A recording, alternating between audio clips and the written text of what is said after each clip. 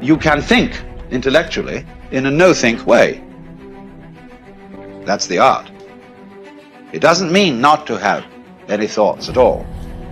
It means not to be fooled by thoughts, not to be hypnotized by the forms of speech and images that we have for the world, not to be hypnotized by them into thinking that that is the way the world really is. Don't let words limit the possibilities of life. The easiest thing I've done was to get out from under the labels and to live the life that I live.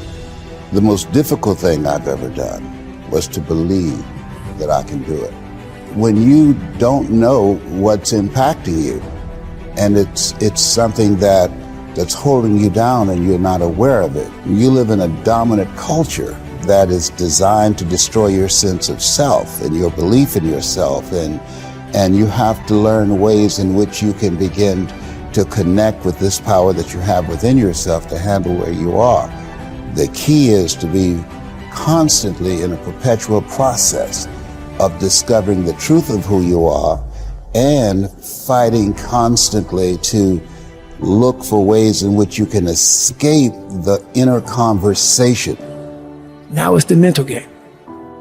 And that's where people get lost in life, get lost in that next level. You must get your fucking self out of the fucking sewer. No one's coming in the fucking sewer to get you. It's dark, it's nasty, there's rats down there. It's your brain. You are the only person that can pull yourself out. The easiest thing in the world to do is to complain. The easiest thing in the world to do is to be negative. It takes work to have a perspective that see things on the right side of the coin. You gotta fight for that. It takes work to show up every single day, and when things are not playing in our favor, to say, you know what, man, I'm gonna still show up and I'm gonna give everything I got to it because I value what I'm a part of. It takes work to have the right perspective. Turn off things that can contribute to your fear. Turn a deaf ear to people that all they can do is talk about how negative things are because they have bought into the consciousness of the world. Start attending workshops, seminars, listening to tapes on a daily basis to begin to recondition your mind, to retrain your thinking. Faith comes by hearing and hearing and hearing. Listen to things that can empower you, that can enable you to create a new reality for yourself and a new life for yourself. Develop the interior core where it doesn't matter if people call you crazy. One of the things limiting you from your income, your impact, a world-class life, you care too much about what people think about you. Everyone has an opinion. Why let the opinions of other people deny you from a life that will make history? If you are distressed by anything external, the pain is not due to the thing itself, but to your estimate of it. And this you have the power to revoke at any moment.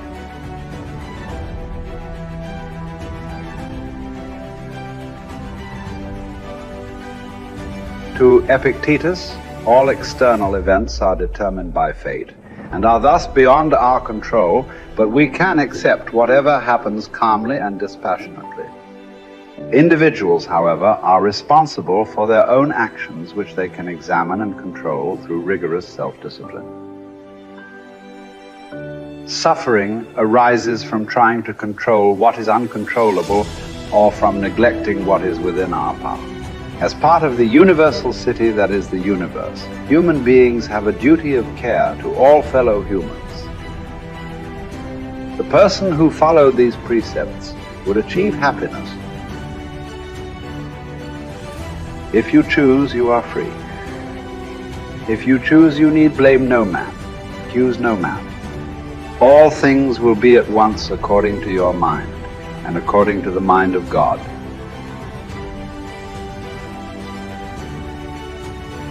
Richard Wright said it best. He said, the impulse to dream has slowly been beaten out of me through the experiences of life. So when you live in a culture that is designed to destroy your sense of self, where you are marginalized, where you have a feeling of being hopeless and powerless, and you're terrorized.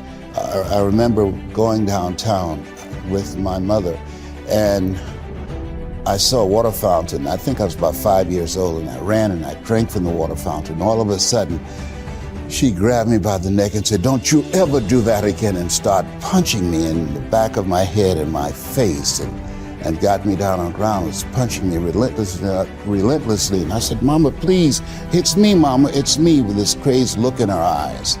And then a white policeman came, and he had a nightstick in his hand. He was hitting it in his left hand. He said, "Okay, all right, you beat that little nigger boy enough.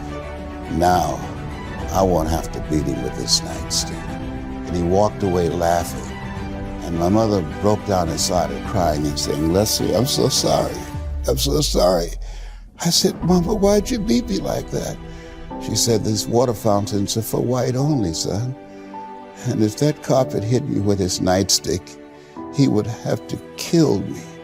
I'd have fought him till he killed me, and I'd left you and your brothers and sisters by themselves to raise themselves. I'm so sorry." And the book called Learned Optimism, Silliman talk about the fact that between ages 0 and 5, we determine what's available to us and what's not available to us. And so that was a defining moment. I knew there are certain things I could not do, certain places I could not go. They used to have signs on Miami Beach that said, "Jews, dogs, and coloreds not allowed." And so now you have to operate within the constraints of the dominant society and the things that they've created for you.